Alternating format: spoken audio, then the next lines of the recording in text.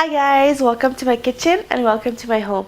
Today I'm going to show you how to properly steam your vegetables. Steaming vegetables is such a great way to cook your vegetables because it's very nutritious and it's also low in fat. Contrary to frying your vegetable or even stir frying your vegetables, you don't use any oil at all when you steam your vegetables. And also it's better than boiling the vegetables because you actually get to keep the nutrients of the vegetables, because when you boil the vegetables for too long, the hot water tends to strip the nutrients out of the vegetables, but when you steam them, the vegetables hold on to their nutrients. So if you're on a diet or if you just want to adopt a very healthy lifestyle, then steaming your vegetables is the best way to do it.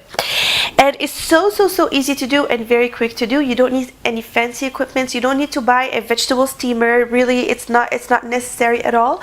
All you need is something like this. This is I believe it's called a steamer insert or a steaming basket, and basically I got this from IKEA for less than $5. And what you do is you place this into any pot. It's pretty flexible, so you get to use it in any size of pot. If you can't find it, then what you can also do is you can get a colander, like a stainless steel colander, and just basically this one here fits on top of my pot here and it works just as well. So basically what you need is some kind of equipment that has holes in it where you can place your vegetables without them actually touching the water, and they have to have holes to allow the steam to basically get all over the pot and steam your vegetables properly. So now we're going to go to the stove and I'm going to show you how I'm going to steam vegetables. So today I'm going to steam green beans, carrots, and mushrooms.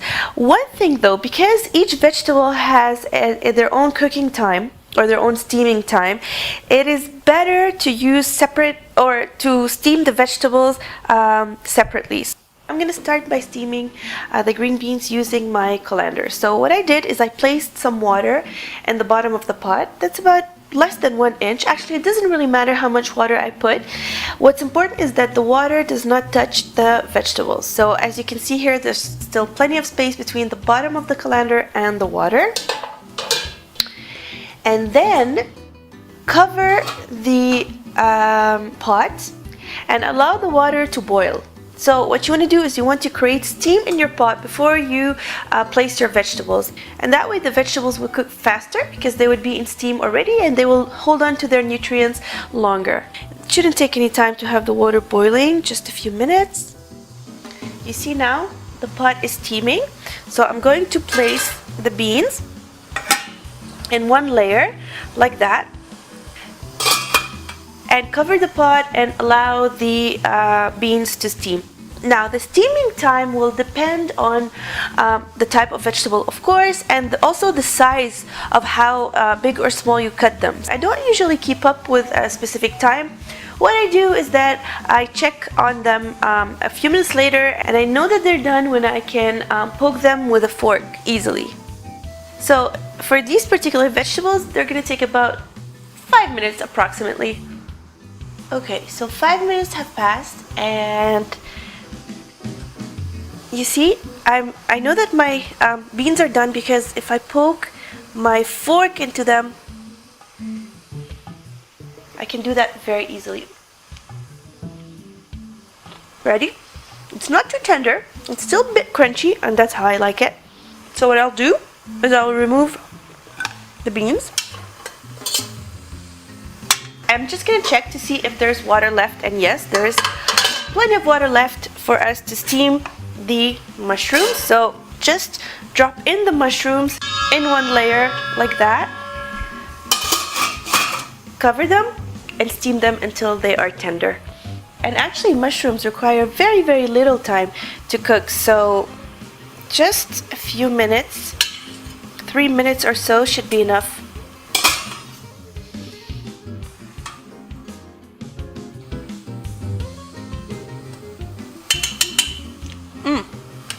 So good.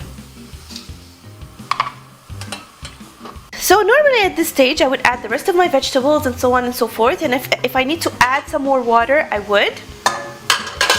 But actually what I'm going to do is I'm going to steam my carrots in a different pot just to show you how to use the steaming insert. I'm going to use this one here. add some water, and now I'm going to place my steaming basket or my steaming insert. Just one thing though, you see these metal legs? You should not use a non-stick pot with the steaming basket because the metal legs might damage the non-stick surface. So if you're going to use the steaming basket, please use a stainless steel pot like I'm doing here. Again, I placed enough water so that it goes about halfway up through the leg here. Cover it, and when the water boils and there's steam in the pot, we place the carrots or the vegetables in one layer like this. Cover the pot and steam them until they are tender or until you can poke the fork in them easily. Carrots take a little longer than the other vegetables.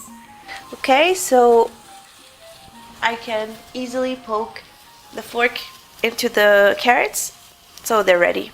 And so this is how we make steamed vegetables. If you're intimidated by eating them alone and you feel they're a little bland, just add your favorite spices, salt, pepper, paprika, some oregano, squeeze some lemon on top. It will be absolutely delicious. Usually I eat my steamed vegetables on the side of chicken. Be sure to watch the recipe of the grilled chicken, which I will link down below. And otherwise, bon appetit! Thank you guys for tuning in. I'll see you next time. Bye!